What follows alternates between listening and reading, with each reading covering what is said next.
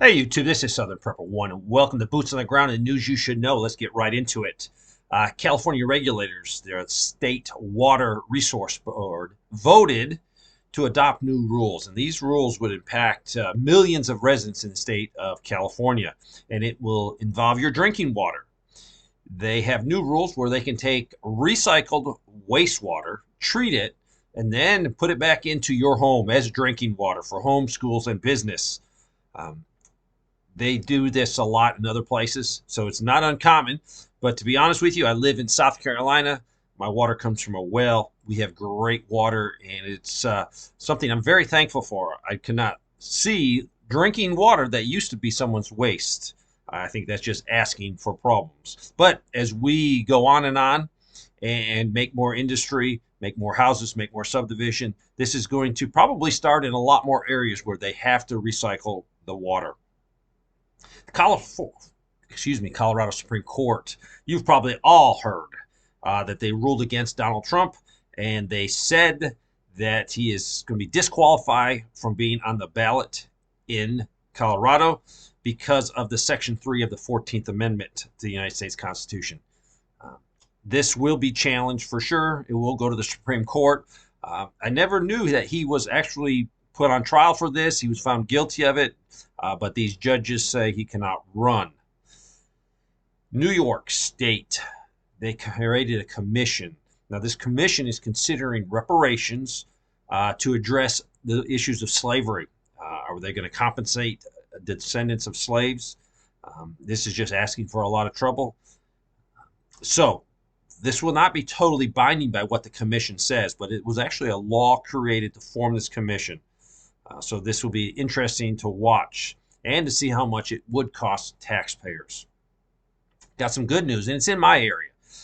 The Carolina Structural System is a company that manufacturing wood components for trusses, for floor joists.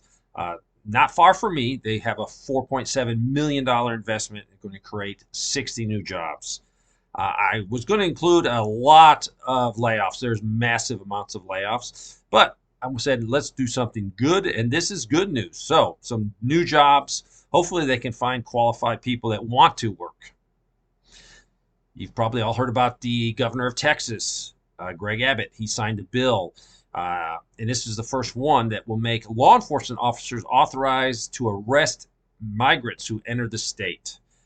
So, hopefully, this will not be turned down or be shot down by the Supreme Court or any federal court. So this is important because this law is very similar to the current law that's on the books. I think it's Title 8. It's like Code 1325, and says it's actually illegal to enter the United States. I think it's a misdemeanor the first time. The second time you're caught, it's a felon. So I wish they would uphold this. It's sort of funny because the mayor of Chicago, I think his name is Johnson, he's complaining that the Texas governor is wrecking the United States by sending these migrants up here. Chicago is supposed to be a sanctuary city, but right now they are being inundated with so many migrants, it's financially crippling them, and they cannot handle the surge. It's sort of funny that it would probably be better and more humane to have a better system to bring people in. And first of all, anyone that encourages people to come illegally should be charged. And the Democratic Party is 100% encouraging that. The funny thing is, the amount of money that Donald Trump wanted to invest, I think it was $5 billion for the wall to stop this, they shot down and said they didn't have the money. Now they're spending much, much more than that, and the states are spending this much money just to house these people and to make sure they have a place to go. Also, the amount of debt that this is creating for the local, for the state, and the federal is unbelievable. They're saying that what lawmakers want to spend is going to result in a $2.3 trillion in new borrowing. This is astonishing. We cannot have any new projects. We can't have anything until we figure out how to balance our budget. The one job that Congress has is to balance the budget and come up with a budget, working with the president, and they can't do that at all. This person said, I went to Walmart and this would have been Tuesday. Um, Tuesday before Christmas. Very few cars in the parking lot. Middle of the day. I thought maybe they were closed, but they were open. This area has mostly seniors, but some young folks. It's usually pretty busy. Maybe everyone is done shopping for Christmas, but I have never seen such an empty Walmart parking lot. The economy has to be bad when even Walmart shoppers aren't shopping. I can't give you a state on that, but I've actually got a couple people say they think the traffic in stores are down, and this could probably be caused by a lot of people doing online ordering. If you heard the president of Ukraine, Zelensky, he has this great plan to mobilize an additional 500,000 troops to fight against Russia, to have another counteroffensive. Right now, the ages of the troops on the front line, a lot of them are between 43 and 50. Some of these commanders are saying these men have health problems. They can't do what a young man can do, and that's rightfully so. Now, to get another 500,000 soldiers, throw them at this problem, is going to get a lot more people killed. There is no solution militarily for Ukraine. The only way Ukraine will regain their territory is a direct involvement of NATO, which would then probably end up in World War III, probably eventually a nuclear exchange. So I hope people with some brains over there decide to sit down. I heard in one report that Putin does not want to sit down. Putin knows that he's winning, so he is going to get as much as he can, and Ukraine is going to lose a lot more property. Would not be surprised if Russia can move totally through the country eventually. This is not a short period. Russia is planning for another year or two of fighting. I believe Poland will grab some of their territory that they've lost during World War II from the Ukrainians. So it's just a mess. Pray for peace.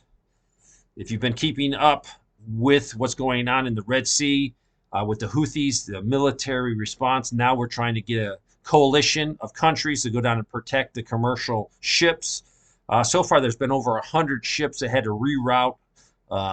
They did not go through the Red Sea, so their travel distance now is huge, which is costing a lot more money. Also, the price of insuring these cargo ships are increasing, and oil prices are starting to go up. So if the United States gets involved in Houthis are totally supported by the Iranians. Just another step to widening the war in the Middle East. A company called Airm Holdings offers buy now, pay later. And it's actually being done at Walmarts. I think 4,500 Walmarts where you can go. And if you buy at least $144, you can then get onto your app, that's the Airm app or their website, and you can get this program. Now, this company has taken off.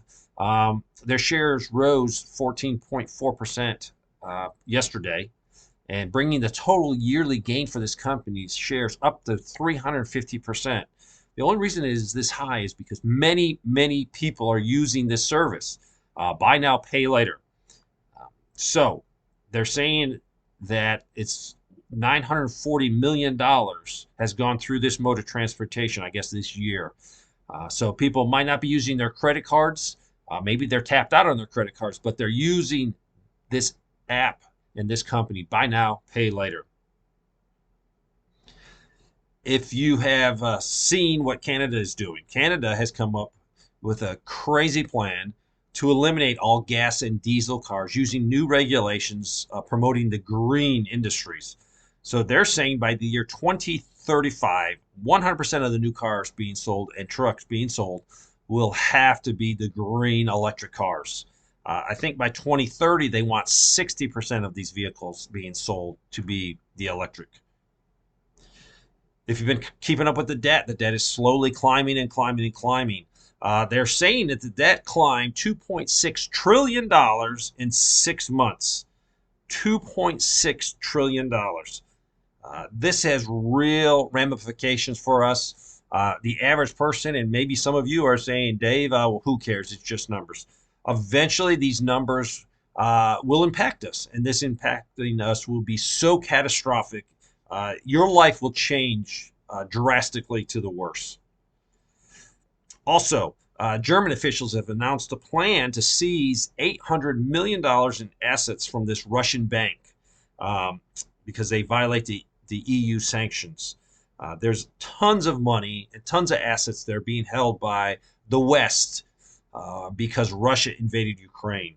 They estimate 300 billion of it has been frozen, and the United States is seriously considering giving a ton of this money to the Ukrainians. If you're on the Russian side, this is going to cause more problems with the United States, more problems with the Russia. Hopefully, cooler heads will prevail, and this can be put down because when you start messing with people's money, you definitely get them angry. And with the situation in Ukraine, it definitely could go to where we're actively assisting. Germany is for the first time sending troops, not to Ukraine, but to some other countries along the border of Russia. They've never done this, I guess, since World War II. So things are slowly heating up. I hope you're prepping. I hope you're preparing. I hope you're praying for peace and getting ready for what's coming. Thanks for watching.